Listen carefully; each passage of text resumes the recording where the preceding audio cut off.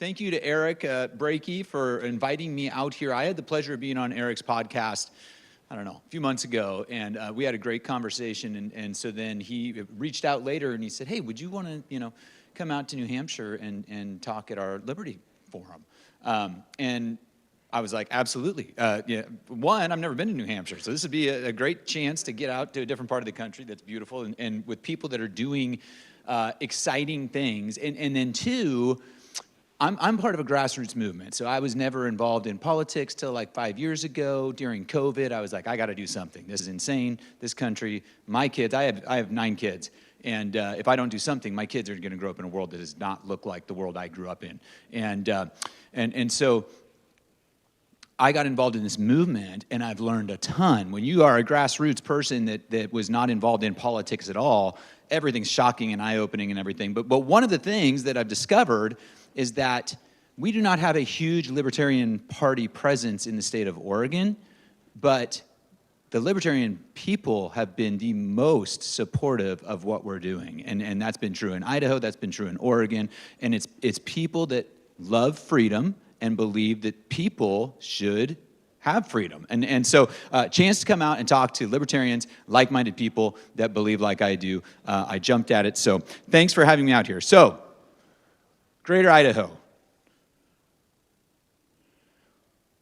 This is where I live. So this is not a geography presentation, but I like to put this map up here because, one, if you're pretty, with your maps without lines, you can tell kind of that that's Oregon out there on the left. But then two, you notice something else, and that's on the kind of the left side, on the west side, it looks very different than when you get over to that star where I live, which we hope to make the new western border of Idaho. So the state of Oregon, which if you were at the lunch thing you saw is the 46th most free state in the country, unfortunately. That's where I live.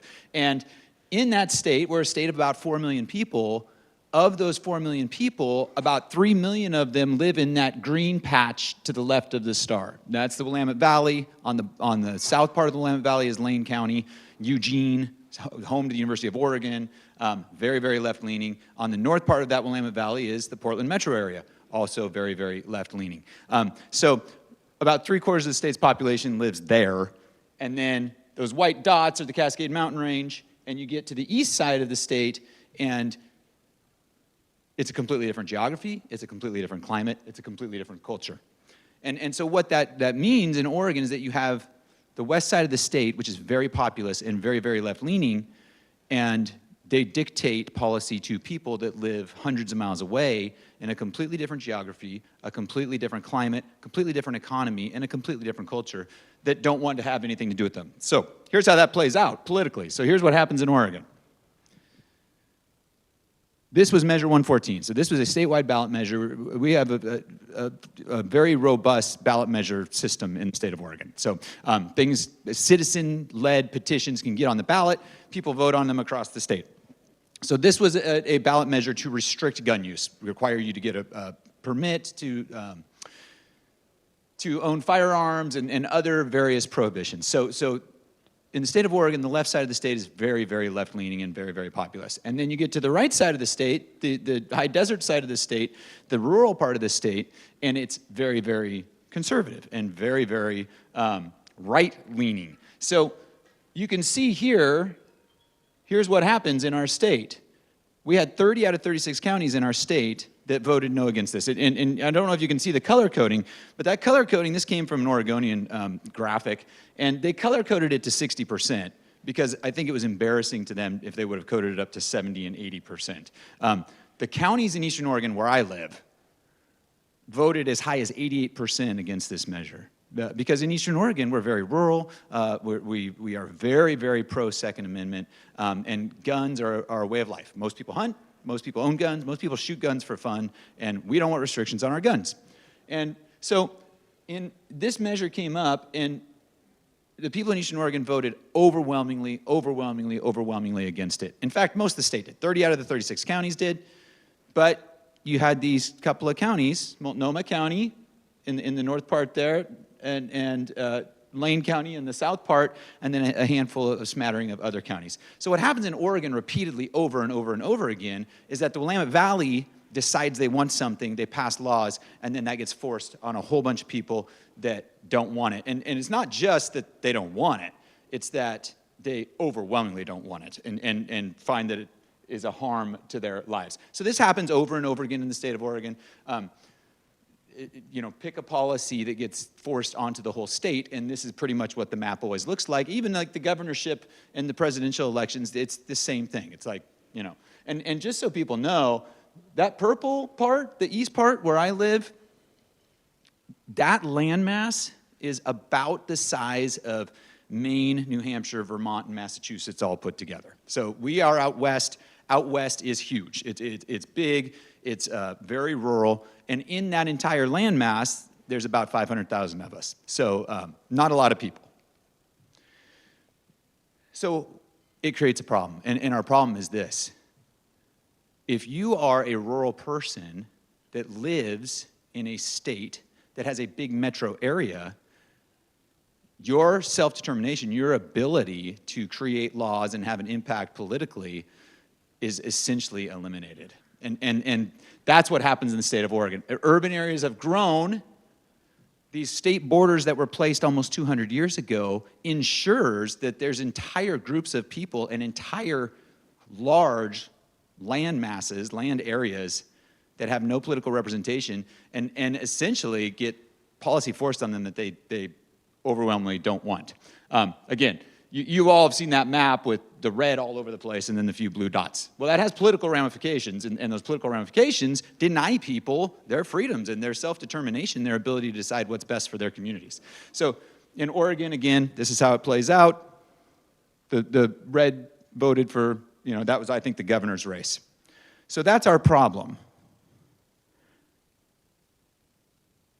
But there's a solution, and we can fix this. And that solution is we can take state borders and move them. State borders are a political tool. They're invisible lines, political tools that were placed in a spot for a particular reason, political representation reasons, typically at a given time. And they can be moved. So Eastern Oregon is like Idaho in almost every way. It's like it geographically, it's like it economically, it's like it culture-wise, climate-wise. We vote the same way. We want the same things for our communities. Why not take this invisible line that was placed here 168 years ago and move it to where it would actually get political representation, where the actual cultural divide in the state of Oregon is? It would allow the east side of the state to get the kind of governance they want, to have self-determination, to create their own laws that make sense for us, and it would allow the left part of the state to still do the same thing too. It's a win-win situation. So, all the good reasons why we should be using border relocation. Again, invisible lines, they're a political tool. We can use these political tools. We have this, this idea that states look a certain way and they should always look a certain way. But that's nothing more than just, as Tom Woods has said, and I've heard Tom referenced many times here, that's status quo bias. That is just people get used to something, they don't realize that they can't do it, but it's a good tool that we should be using.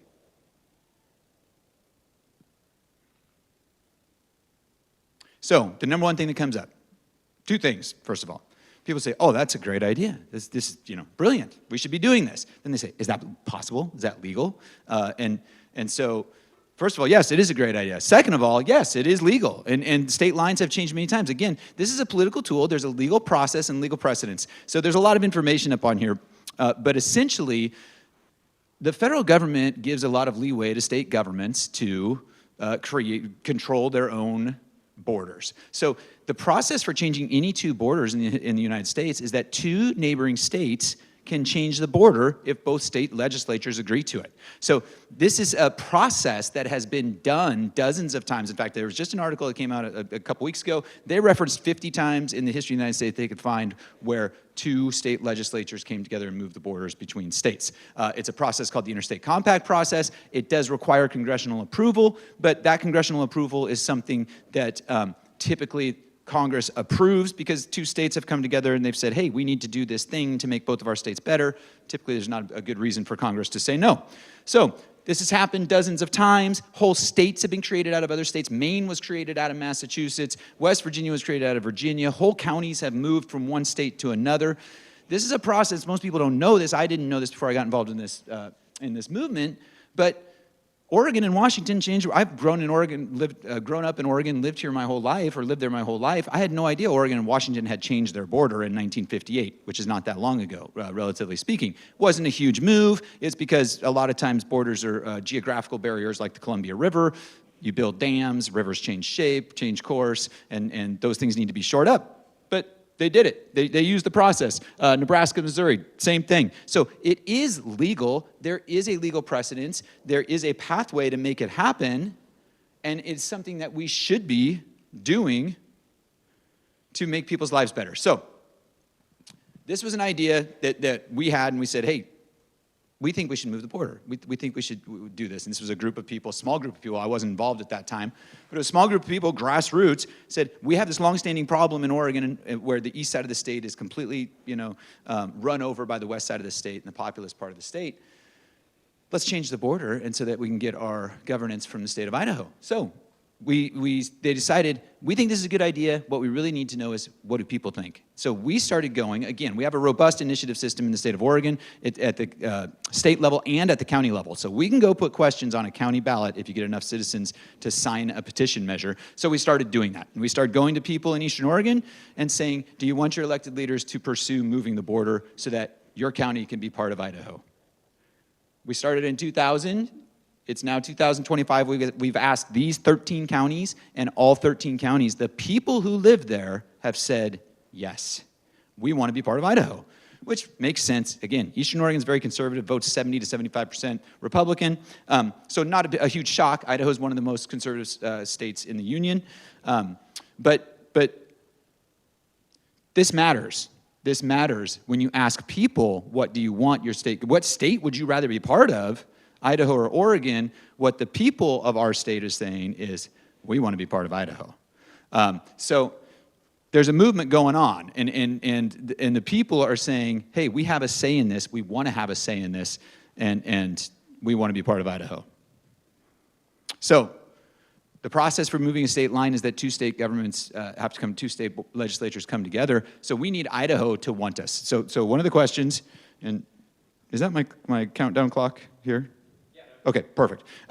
So we have all these people in Eastern Oregon, about 400,000 of us that want to join Idaho and have our counties move from Oregon governance to Idaho governance, but Idaho has to want us. We can vote and say we want to be part of this, but Idaho has to say, yeah, we'll take you. This makes sense for us. And I could go into a lot of detail about why this makes a ton of sense for Idaho and why it's good for Idahoans, but I don't have that kind of time. But we did ask Idaho, and so there's been things that have been done in Idaho. There's been polling that's done in Idaho. So Trafalgar did some polling in Idaho, and Idaho citizens, when asked about bringing in Eastern Oregon counties that vote the same way they do, because that matters. They don't want to bring in people that are going to change Idaho, but they were asked, if you can bring in these counties that are like you politically, culturally, economically, would you take them? And Idaho citizens, over 2 to 1, over 60% to 30%, say, yes, we would take them. This would make Idaho stronger. It would free these people. It's a win-win for everybody involved. Of course, moving a border really doesn't matter. People don't really have a say in it. I mean, they can vote and say they want this. They can have a poll and say, we think this is a good idea. But it's the legislatures that have the power to move it. So in 2023, we were in the Idaho legislature with a bill inviting the state of Oregon to begin border talks. Idaho House passed that bill. Idaho legislators saw how this makes sense, how it makes sense for Idaho, makes Idaho stronger, adds land, resources, tax dollars, like-minded voters. And in a way, it's similar to this idea. It's like, hey, we have all these people that we all agree on stuff. Let's concentrate us into one place, and we can really make this place great. So the Idaho House passed the bill. We were told by our lobbyist in Boise that we had the votes to get through the Senate, but it did not get out of committee. Committee chair said he wanted to wait and see if the state of Oregon would do anything. Of course, the state of Oregon did not do anything. So it stopped there. The governor has also come out and said that he supports border talks with the state of Oregon. He thinks it's a good idea to look at taking these in. So this idea has grown. Since we started 5 years ago, there's now things cropping up all over. And this is an idea, you know, changing borders, using political tools we have to get better representation is something that's, it kind of comes in waves. You have state of Jefferson, it kind of grows up and then it gets squashed down because nothing happens and then it kind of goes away for a while and it crops back up because these are good ideas that need to happen. So this is Illinois and Indiana, and they have the same problem we do. You've got Chicago, Cook County. It dominates the state, forces policy on everybody downstate that nobody wants. They would rather be part of Indiana. You've had 33 counties in Illinois that have voted to separate from Illinois. The Idaho legislature just this session passed a bill to create a study for the state of Indiana to adopt those counties, take those counties in. This is an idea that's growing, you know. You've got Maine's 2nd Congressional District, which is, I think, part of the reason why Eric was interested in what we're doing out there. There's places all over the country where this might make sense. And so I got to hustle up here. But I've talked to people in almost all these states. You get into Maryland. They want Western Maryland wants away from the rest of Maryland. Upstate New York wants away from New York. Washington's in the same boat as us. Colorado, you get outside of Denver, and Colorado is not. A lot of these places, it just depends on if they're grouped, associated with an urban center, whether they want it or not, they're forced into all sorts of terrible policy that they would never vote for and these people don't want. And so how do we encourage separating those associations instead of forcing people into these associations? So, border relocation as a strategy to increase freedom, to get better representation for people. Our polarization, I believe our polarization demands this at this point. It's the things we disagree on are too wide. You know, it causes so much conflict and so much tension, and this really cropped up during COVID, and we saw this in Oregon. Oregon was a heavy, heavy lockdown state, and it you know, it shut down our churches, it shut down businesses, it deemed some people essential, some people non-essential. These aren't things that you can just kind of, you know, gloss over. These are things that horribly negatively impact people's lives, and we got to figure out a way to get away from people that want to force that kind of policy on us. And this is one of those tools that we can use. And I believe this is something, and it's part of the reason I'm here, that all freedom-loving people can support and get behind. Most people, as polarized as we are, and as much as, you know, what one person thinks about transgenders in sports versus another, and it's so different, and it seems like there's no compromise there. We are very, very polarized. But one thing most of us all still agree on is that people should get to have the say in their government. Self-determination matters. Most people still believe in this. We can increase self-determination by moving these outdated lines, using the processes we have, but we need support, and we're going to need support across the country to help pressure some of these folks that are holding counties captive against their wishes. I would love to get more into that, but if you don't mind clicking that, I'm out of time. I am hosting a dialogue session, so we have made a ton of progress in Oregon to get to be part of Idaho, but we're running up against some roadblocks, and that's primarily that Democrat-controlled legislatures aren't real keen to just let red counties go join another state. And that's where we're at in Oregon. So we're gonna be talking about those barriers, how we can overcome those barriers, and how this might make sense in other places, how we could you know, use these tools to get better government, more freedom for people. Thank you very much for your time. I appreciate the opportunity to come out here, Eric. And